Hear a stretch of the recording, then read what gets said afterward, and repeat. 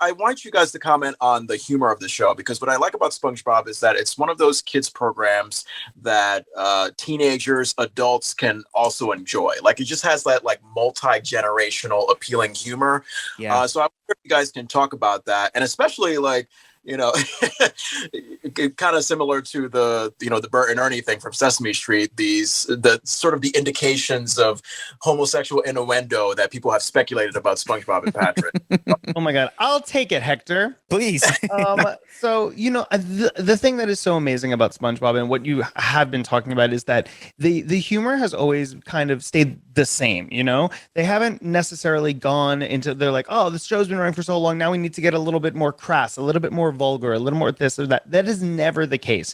They started with some incredible people from some of the early Nickelodeon TV shows. They had people that worked on Ren and Stimpy, people that worked on Rugrats, people that worked on Doug, people that worked on Hey Arnold, and they took a little bit of all of those shows and they combined it into the perfect formula, which became SpongeBob SquarePants. And so they just hit upon this show with the perfect amount of every ingredient, and then they could just stay true to that for the entire run of it. And, we have spoken to several people, about the SpongeBob and Patrick and how everything is kind of up for interpretation. And that's the beautiful thing about SpongeBob and Patrick. Like me, growing up as a gay boy, I identified with SpongeBob so much and his love of rainbows. And, like sometimes his, the fact that he has like certain effeminate qualities, but also like can be like the person that shows up all the time. And like, because that's what I have myself. So I saw myself in SpongeBob. And so I took away with it that. And then, of course, I do see the homosexual innuendos between SpongeBob and Patrick because I'm a gay man. So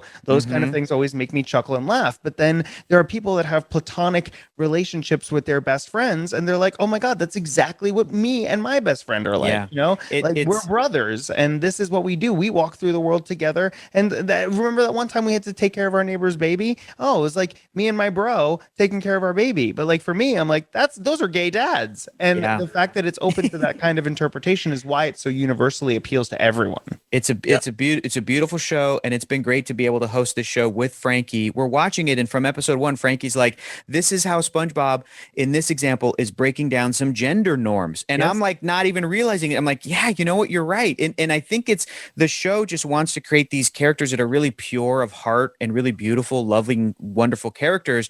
But it's true that even in doing what they're doing in the show, like, oh yeah, they are technically kind of commenting on gender norms in 1999 and 2021. Like, it's all beautiful and it's all there. And it's just been my greatest honor to get to know Frankie and then to get to do the show with him. It's been great.